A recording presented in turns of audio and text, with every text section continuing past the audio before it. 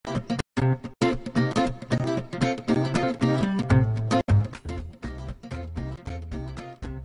guys, usapang fashion naman tayo. First question, who's your fashion idol? Fashion icon ko si Olivia Palermo. Yup, pina-follow ko siya sa Instagram, kahit yung mga fanpage niya. And in-stalk ko yan everyday. What's your favorite accessory and why? Favorite accessory, headband. Parati ko gusto mag-headband kasi it's very simple. Next, what's it para cover ko lang mga pictures or selfie? Dapat, yun yung expert kayo, so, si JV. Anong advice mo para perfect ang selfie ng isang tao? Dapat mataas yung camera para maliit yung face.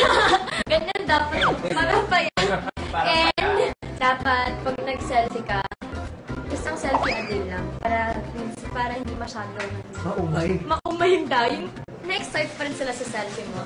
And dapat, find your angle para payat yung face mo. Tandaan niyo yan, guys. And that's it, guys. Yan na yung usapang fashion.